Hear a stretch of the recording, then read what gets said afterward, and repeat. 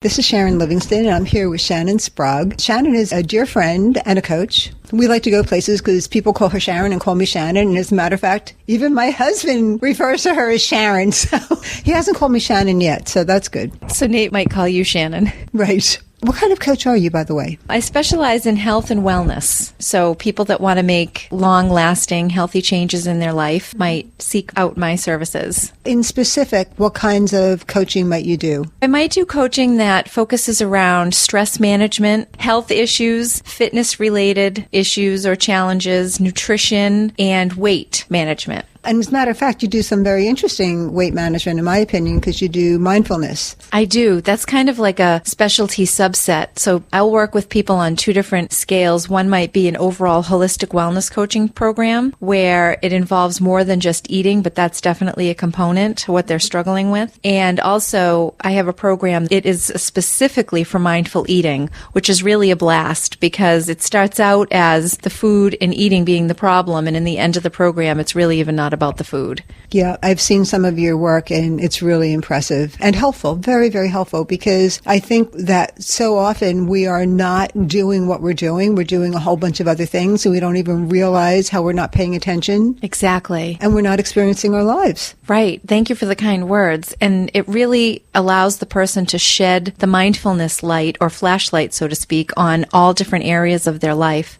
And usually as a result of bringing mindfulness to one area, which is why they've hired me for the eating part of it, they'll usually have some awarenesses and realizations in other areas, which is really fun to see. I think that's true. I remember sitting in on one of your classes and remembering how I had been sitting at my desk. I was at the computer and I was doing some work and I don't even know what kind of food it was. I had some kind of food next to me and I looked over and it was gone and I did not remember eating it. Very typical. Yeah. Isn't that awful? Right. So I didn't feel full. I didn't remember eating it. I didn't have the experience and I was left hungry. And that brings up such a great point, which is the basis of the program, is just the simple, basic aspect of being satisfied. So that's a very clear example of being satisfied with food and eating. But if we can bring an increased level of satisfaction to different areas in our lives, we won't need to use food to fill those empty spots. I think we should have a class in mindful dog petting so that you're really aware of that nice fur and you see the dog getting blissed out. Stewie is sitting on my lap, folks, and he's very blissed out at the moment. He really is. What I'd like to do is to go back to the beginning and tell us a little bit about your journey, where you started and how you got interested in coaching and what was scary and how it changed, and just give us a little bit of your journey, or a lot of your journey. All right. So 15 years ago, I decided I didn't want to be in the business world anymore and I wanted to move into the health profession. What were you doing in the business world? I was working in human resources and it was fun. I dressed up and wore lots of makeup and jewelry and all of that, and it was part of my job to look that way. My appearance was very important, but there was just something missing. I wasn't being fulfilled with that anymore, and it was time for me to make the next step. I was either going to go into management or come up with something new. So I went back to school to become a physical therapist because I was very passionate about helping people live better lives. So I'm going to stop you right there for a second. How did that happen? Where did that come from? When did you realize that you wanted to help people?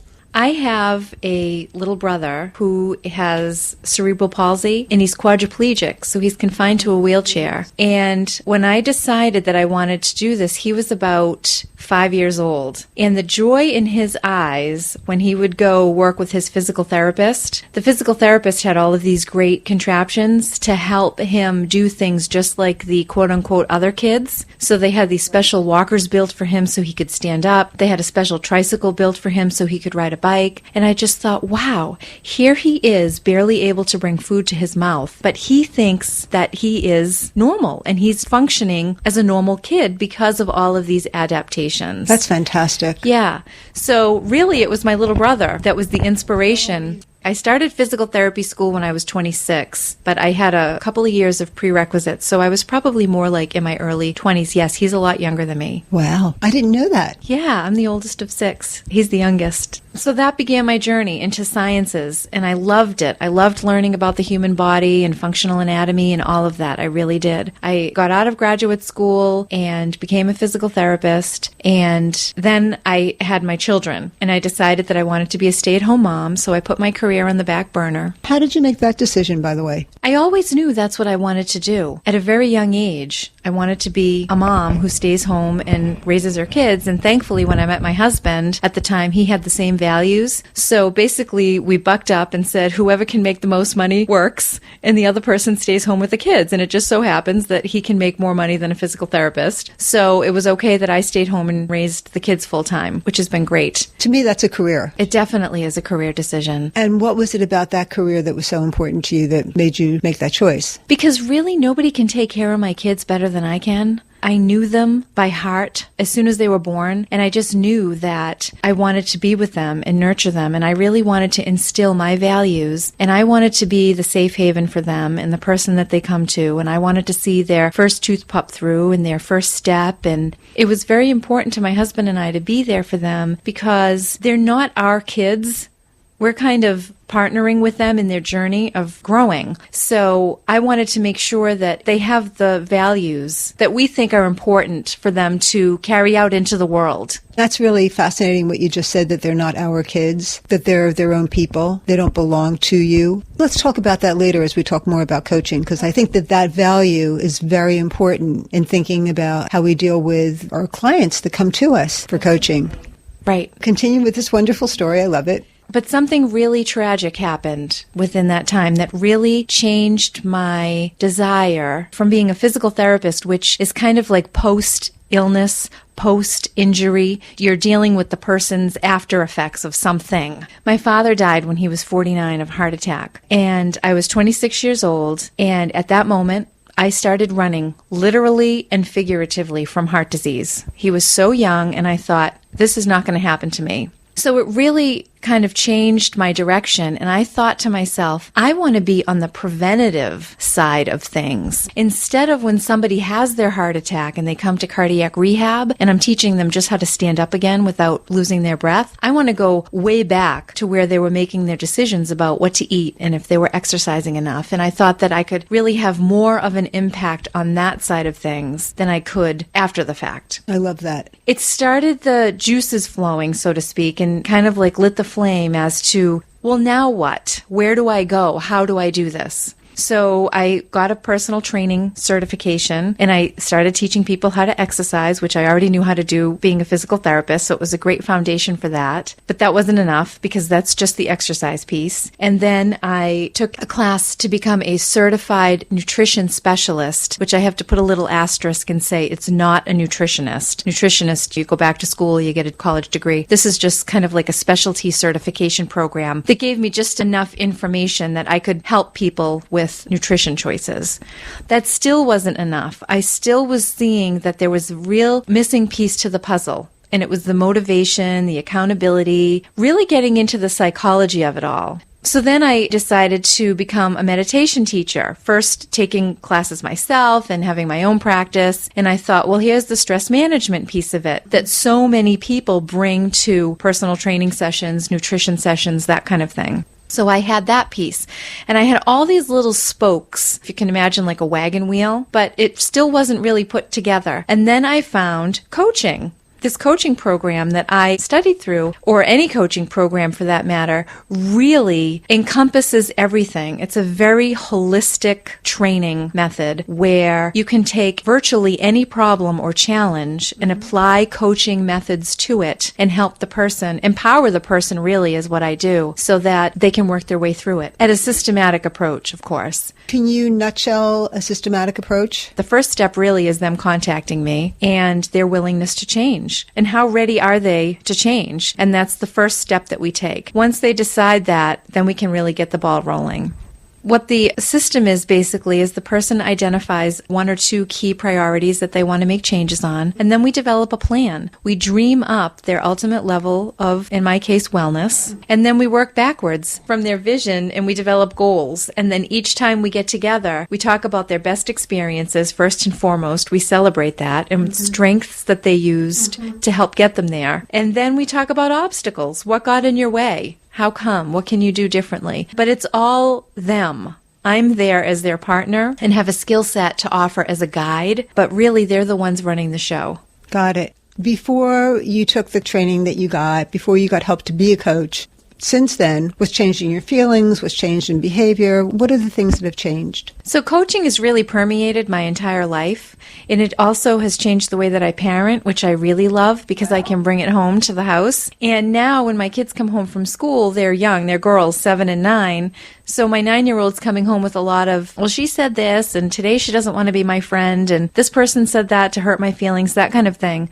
Instead of quote-unquote parenting, I now coach my kids through problems. So interesting. How is that different? I might say before, oh, don't let that bother you. It's really not a big deal. It's okay. Ignore them or walk away from them. Something that a mother would want to ease their child's pain, so we want to take the problem away. So now I will coach her through the problem and say, well, how did that make you feel? And she'll explain her feelings to me, and then I'll say, how did you handle it? She'll explain it to me, and then I'll say, is there another way that you could have handled it where you would have had a better outcome so that you feel better about yourself in the situation? So I really get her, or I say her because the 9-year-old is the one that's coming to me mostly with these issues. But they're both hers. But they're both hers, yeah. I really get them to try to critically think and raise their level of emotional intelligence so that they're able to take care of themselves the best way that they can. That story that you told about how she handled her teacher. Yes, I love that. Can you tell that story? I love that story. Yes. She's a very sensitive gal, which I love about her. It makes her so wonderful. And she was in school at this new school, and her teacher was reading a slew of scary stories at Halloween time. And some of them were really gruesome, like a finger falling off or an ear or something. Every other day or every third or fourth day, Grace would come home and really have a problem with a particular story, and she would tell me why. And a couple of times she came in the car really crying and sobbing. And I knew we needed to address this. So I put it on her and said, what can Daddy and I do to support you? What do you want to have happen? How do you want to manage this? So that's a wonderful coaching intervention. Because what I might do as her mom would be like run up the stairs and say, what are you doing reading my daughter these scary stories? Don't you know she's upset? And it might be different than what actually would make her feel better. That would get reactions from the teacher. Right. So we asked her what she wanted to do, and she immediately said she wanted to have a meeting with her teacher and the head of the school. Oh my gosh. So I set the meeting up. The night before, my husband and I sat down with her, and she also said, Dad, I want to look up the books online to see if these stories are age appropriate. So Nate sat there with her and went through every single title, every single book, and sure enough, now she was validated that yes, they are in fact age appropriate, and I still don't like them. It's still not okay for me to be around these books. So they were okay. They were judged okay for her age? Yes, they were. So that kind of stuff bothers me too. So I totally understood where she was coming from. There are things Glenn will not let me watch. He'll say, honey, you can't watch this. You're going to have bad dreams. And you know, I'm grown up. Same with Nate. If he watches gang movies or war movies or whatever, he loves that kind of stuff. He can watch it and purely see it for entertainment. I can't. I take it in on a deep level. So I wanted her to help her teachers be better teachers for her, not just the whole class, but for Grace, because she's different than the next kid. So Nate and I coached her the night before, and I said, okay, Grace, this is great that you want a meeting, but you have to have an outcome.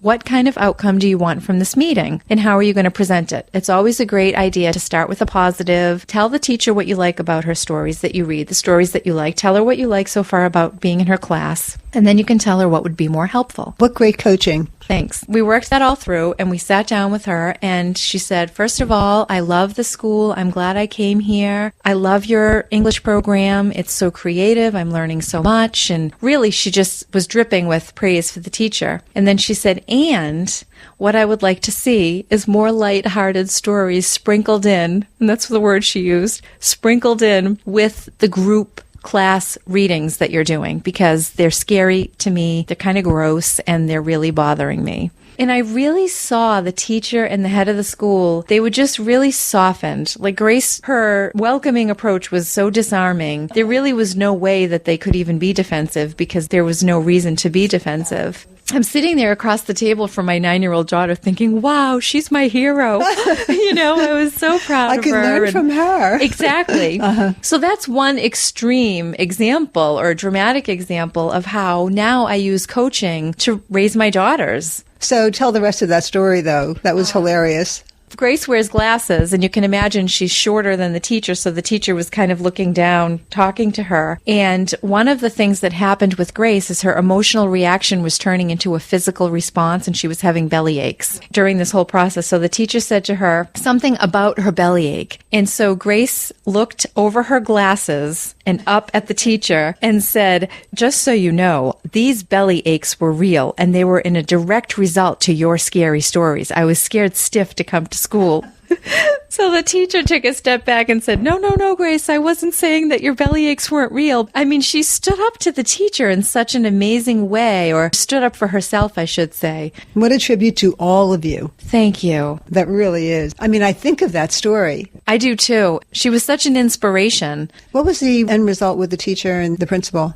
They stopped reading those stories. We actually agreed to buy a couple of lighthearted books for the teacher's class library, which she was really thrilled about. So we felt like we contributed that way. And the teacher is now extremely conscious of having Grace in the room whenever she teaches different lessons. In fact, they just did an anatomy unit, and she emailed me to check in to make sure that some of the guts stuff, which is the way that they were talking about how food is processed and that kind of thing, which you can imagine a room full of 9-year-olds love that talk. But she was very sensitive to the fact that it could be gross or it could bother Grace. So it really kind of shifted things, and she has a very different relationship now with the teacher, which is much more supportive of what Grace needs in the classroom. So that's a really fun example of how I can bring coaching to my family now. I love that. And what I'm getting is how you bring what you learned in being a good parent to coaching as well. So I think that's really cool. How did you feel after taking the coaching classes versus before? What changed? When I started to get into the nitty-gritty of the material, it was very heavy with behavioral psychology, and I just felt like it was the missing piece. It was what I needed. It completed what I wanted to offer to people. Because whether you're working on learning how to tie your shoes, or learning how to not eat 10 cheeseburgers a day, or training for a marathon, it's all the same principles. It can be that kind of coaching in any area of your life with any kind of person. It was a really great foundation for me and gave me the psychological aspect of it that I didn't have before. It's about celebrating people's strengths, having them dig and excavate, well, what is working? So we start out with really positive reinforcement and positive acknowledgments of they're already great because there are already so many great things working for them. When you can do that with somebody, it immediately shifts their energy so that they're more optimistic, their motivation is higher. And then when you use reflective listening, that's another behavioral psychology, you can reflect back to them in areas of places that they may not have realized that there was anything that needed to be addressed. So a lot of positive change talk to help people get to where they want to make a positive change in their behavior. How did that change you? Like you said, that was a missing piece. What was your sense of self as a coach or somebody who wanted to help people before you took the coaching courses versus how was it after? I'm not saying it's going to be a miracle because our first few coaching clients and then how we are after a while, I kind of want to get the journey. Before, I was very frustrated. I always felt like, in quotes, how do I make somebody exercise more? How do I make them eat healthier vegetables? It was always what I was doing wrong. Where was I failing them as a personal trainer or as a nutrition specialist or even as a physical therapist? How do I make the person do the exercises that I give them? I always felt that it was my job and that somehow if they weren't succeeding, that I was the one that was failing. So with coaching, you're putting the onus back on them and the responsibility of their program back on them. So in a way, it was very freeing for me, realizing that even though I'm their partner and I'm their guide and I have this skill set that I can offer to them, they're really the ones who are directing the program. That makes total sense. Yeah. And it empowers them. It raises their level of self-efficacy, meaning they realize, wow, I'm in charge here. Nobody else is telling me what I have to do. I'm the one making the decisions. But I still haven't heard about you. Oh, how it changed me. I'm a perfectionist, and I would take it very personally when I couldn't, quote unquote, again, make people do what I thought they should be doing, right? They're coming to me for a problem, and if I couldn't solve it, then it would be a failure to me, and I would take it very personally. I would take it on. Right. And you know what I get from that? Somebody presents us with a problem. And even though they tell us the solution they want, we still get our own idea of what the solution should be. And it's so hard to take yourself out and let them have their solution as long as it's an okay solution. If their solution is, well, I'm just going to go kill that guy, I guess that's probably not a great idea. You know, we might want to invite other alternatives. But if they have a solution that's different from ours, that seems reasonable, why not? Exactly. Isn't it tough to separate yourself like that? It is, and they call that, in the coaching world that I'm from, is the expert hat. So to be able to take my expert hat off and, like you said, tell them what I think they should be doing or what I think is a better option, that was a big thing. I can also be controlling, which pairs beautifully with perfectionism. Oh, really? So thinking that I know best. So that's how coaching changed me as a person. It kind of took that, I don't have to hold this up anymore. And that made you feel... It brought a lightness to me and a space. freeing, right? Yes, where I could just be and not have to hold up all this stuff and carry all this responsibility that really wasn't mine to begin with. Right, because the horrible thing about being controlling is that you have no freedom. Yeah, I let go. I let go to allow more freedom. That's so cool. Yeah. In the beginning, what was it like and how did you do it? And For coaching? Yeah. So when I first finished my program, I offered free coaching services to 6 people. that might seem obvious to you, but why did you do that? I wanted to practice my skills. I wanted to practice all of it, not just the skill of coaching, but the logistics of setting up appointments, putting together clients' files, thinking about billing, the whole coaching nut, so to speak. And I thought this would give me a great practice. I finished in April, and I thought I would use the summer to use practice clients. And then once I really had a feel for getting the ball rolling, so to speak, I felt it would be a good time to start charging. How did you get those free clients? I put it on Craigslist. I advertised it to my daughter's preschool at the time because this was quite a while ago. And there was a mom's group in town that I belonged to.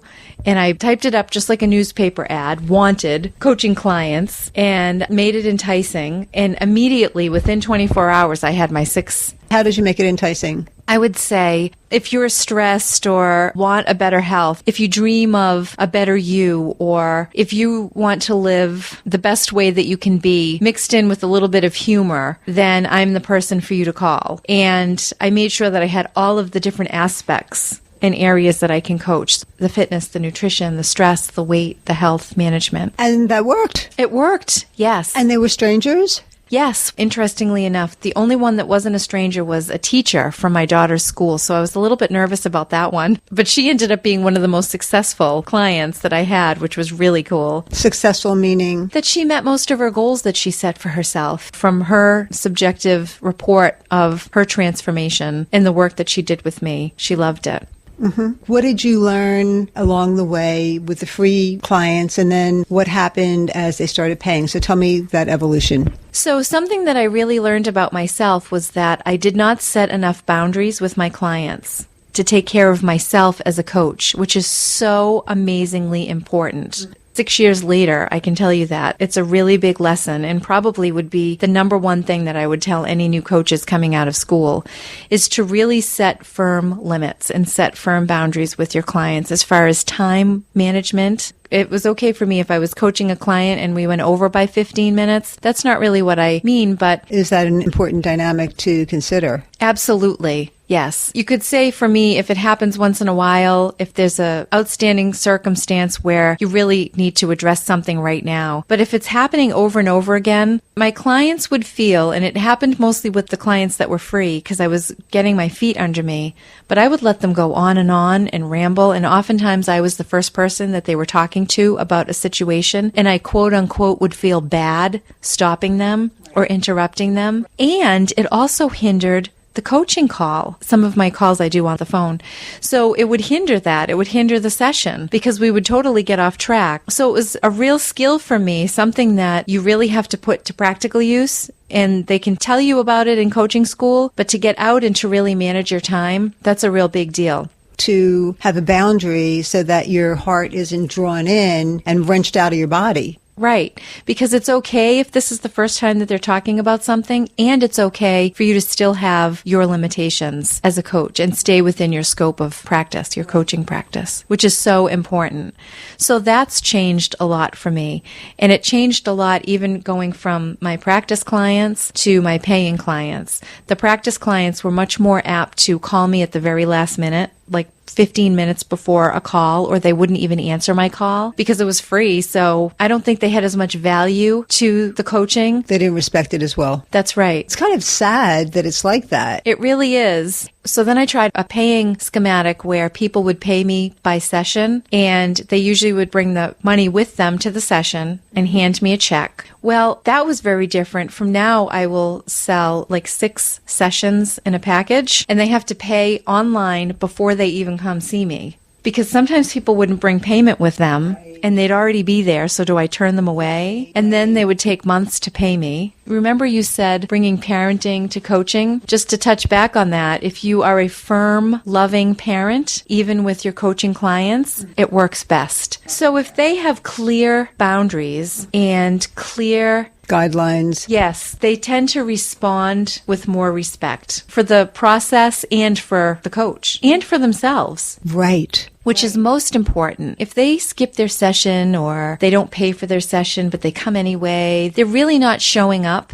the best way that they can, and they're not allowing themselves to really experience the coaching program the way that they really could. They're not showing up for themselves. Right, exactly. It's almost a disrespect, or it is a disrespect toward themselves. My sense of that is that any abuse you give to somebody else, probably you're abusing yourself even more. You know, it's a reflection of what you do to yourself. So if we intervene in a gentle but firm way, we're helping them to be more respectful of themselves. That's right. So the gentleness comes with empathy and compassion and loving them and non-judgment and accepting them for exactly where they are right now, holding that and setting the healthy boundaries. Boundaries are with money. Boundaries are with time. And what other boundaries might there be? Staying on topic, being inappropriate in sessions. I mean, you can think about anything can come up with talking about such intimate details of somebody's life. So really guiding them to stay. Some people really just want to vent. I've had clients that have wanted to use me for that, and that's another boundary that needs to be set. Right, because you're a coach, not a psychologist. That's right, absolutely.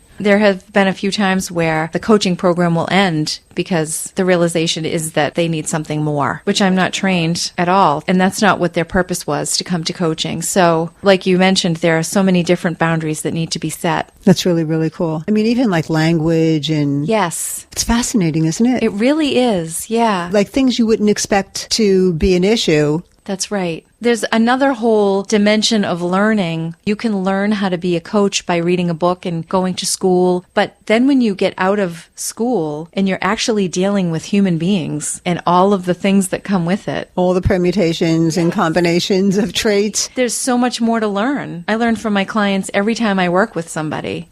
Right. Isn't that one of the joys of coaching is that in addition to you helping them learn, you're learning. Like I know in the work that I do, I'm always like, wow, I never thought of that before, or like something comes up that I never knew, that I didn't realize. Yeah. It's really cool how often we can see ourselves. Or learn something about myself that was existing that I just hadn't seen in the mirror. And through them, they shined a light on it. Yeah, exactly. So what is it like now? Can you talk about some of your successes and what you had dreamed of, what's come true, what's different? I will tell you that one of the challenges that I have is that I'm a mom, and they're only 7 and 9. So that's one of the struggles that I've had in the last 6 years of drumming up this coaching practice and then maintaining it. And there's a real balance as to how much time I can dedicate to it. But the one thing that is different for me now than when I first started is that because my daughters are older and they're in school full time during the day, it gives me a lot of time to dedicate to my practice and take it as far as I want to.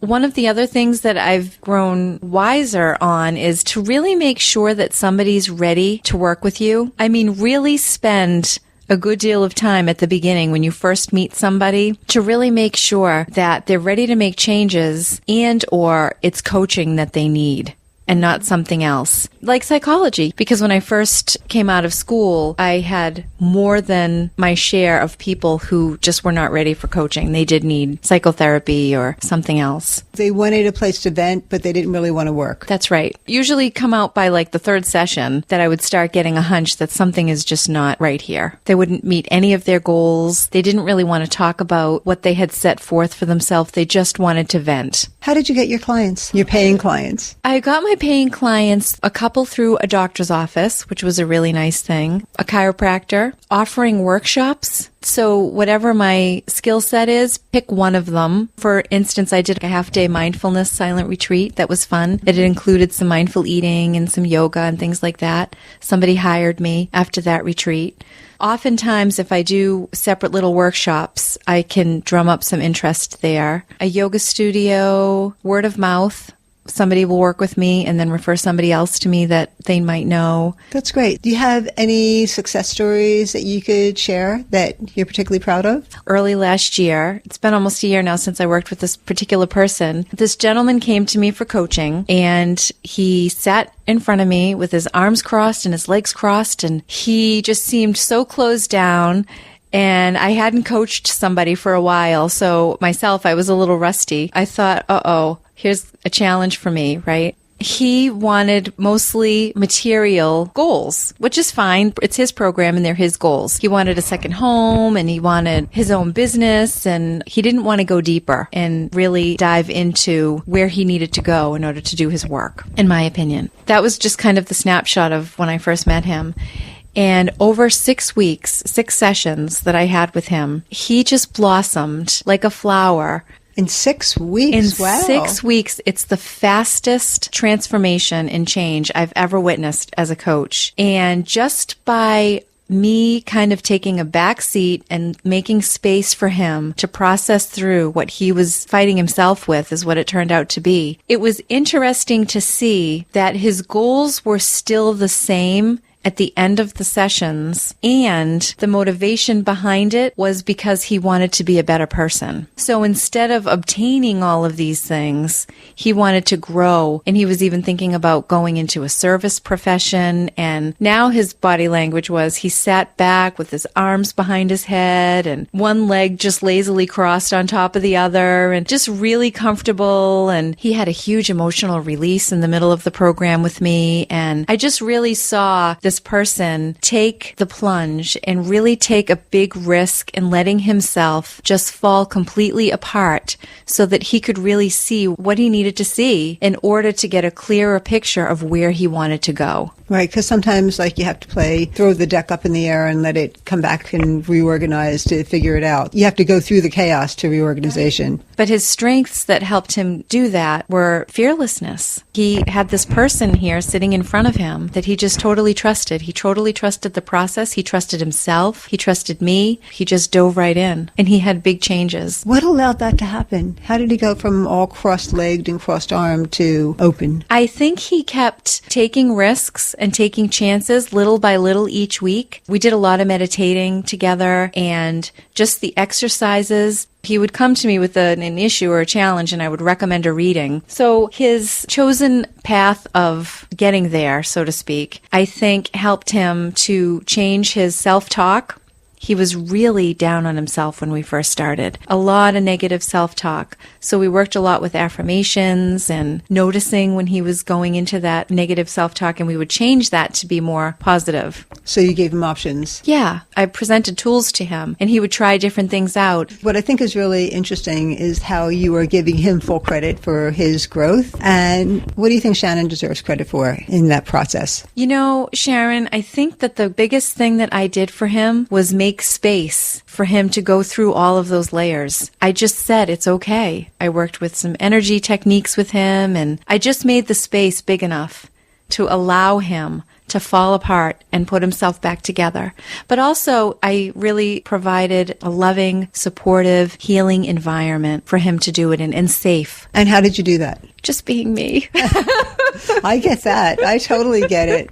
I totally get it. Just honestly shutting up a lot. I know, as crazy as it sounds, but I would just be quiet and listen and just reflect things back to him. So you're a compassionate, reflective listener. Yeah. That's really, really, really cool. What advice might you give somebody who was thinking that they had training in different kinds of things and they wanted to bring it into a coaching kind of career? What advice might you give them? There's so many different ways you could coach. I know, really. You could bring coaching to anything. I would say to hook up with a coach that might already be coaching in that field and seeing if you could do some observational work. Talk to some professional coaches and have a question list that might be helpful, because coaching is really a different kind of thing. It's not for everybody, and it can be absolutely wonderful. And so I think you need to really see the practicality of how it's practiced, as opposed to just reading curriculum. Any job, really, I feel like that's a great way to get into it.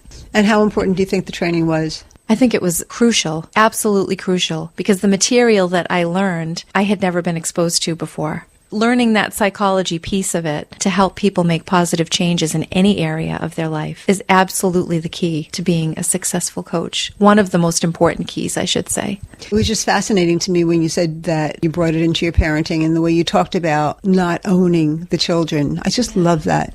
And that's how I am with my clients. I'm there, honestly, as a humble witness. When I meet somebody new, I think, yay, I get to see them do this great stuff. I'm there just as a partner alongside them, knowing a little bit of this or a little bit of that I might offer them, but really fostering self-efficacy and self-confidence and celebrating them and cheerleading them the whole way. My goal is that they don't need me anymore. So what I think is incredibly cool, and I think that is fabulous what you just said, although I can't imagine not needing you anymore, but you were very humble about what you bring to it, in my opinion, because you came with a whole set of tools that you had your bag of tricks, and you could pull from this and pull from that. And while you were being this compassionate, reflective listener, you'd also make suggestions.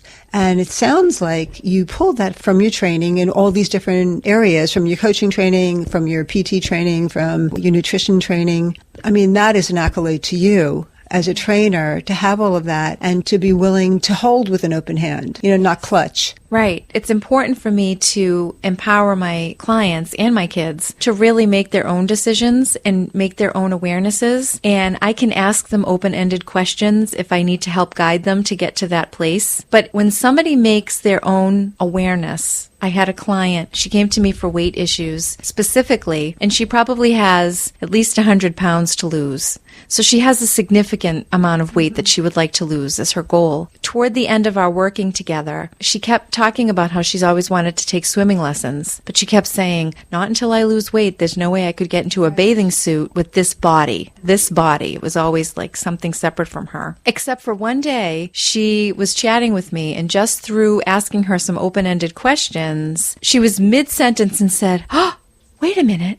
I don't have to wait until I lose all of this weight to take swimming lessons.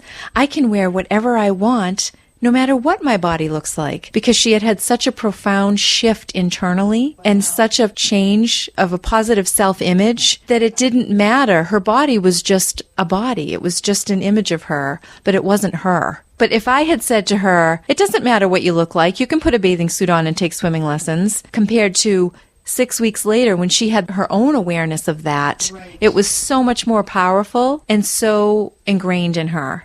And it's so interesting because she was holding herself back from doing the thing that was going to get her thinner. Exactly. And in my mind, thinking, if you could just get in the pool, this might help you. I would never say that, but I was thinking that this might be a great form of exercise for you. I hold back my expert knowledge. And if somebody gets stuck and they say, well, geez, I really want to do this, but I'm not sure how to go about it, I do some brainstorming. And then I might offer them something, and I will ask permission. Is it okay to offer you a suggestion? Or I might have something that could be helpful. Would you like to hear about it? I love that. So are all of your coaching clients 6-week intervals? They are now. I'm experimenting. They used to be 12-week, and I'm getting people. Do people sign up again? Yes. It's easier for them to commit to a 6-week block as opposed to a 12-week program for whatever reason. But right now, that's what I'm experiencing. Well, that's very interesting because everybody does it differently. I know. It was just something that I decided to try, and it attracted a couple of clients right away, like a six-pack of coaching sessions. Mindful eating in a 6-pack. Exactly. I like that. I don't think I'll ever have a 6-pack. I don't know. Me either. Maybe swimming would help us. I don't think all bodies are meant to have a 6-pack. Right. I think you're right. Yeah. And that's the great thing about coaching, because I always specify it's progress, not perfection. And it's about being the healthiest version of yourself, whatever that version is. Me with my little rounded tummy. Everybody's different. Exactly. Right. I think this has been wonderful. Is there anything else you might want to say at this time? No, I think we covered quite a bit of ground. Thank you so much for having me. Oh, it was wonderful. Thank you so much, Shannon. How do people get in touch with you if they'd like to get in touch with you? I have a website. It's yogacrab.com, ending on a funny note. And it has my email address, my phone number, and any of the contact information. So yogacrab.com. And there's a really funny story behind that. And if you want to hear it, you're going to have to call Shannon. That's right. I'm not going to tell you the punchline unless you call. Okay. Take care. Thank you so much. Thank you so much for having me. This was great. Thanks very much for your time and attention. If you'd like to find out more about taking your coaching to the next level, getting certified, and building the practice of your dreams, please visit becomearealcoach.com. Becomearealcoach.com. Becomearealcoach.com. Thank you.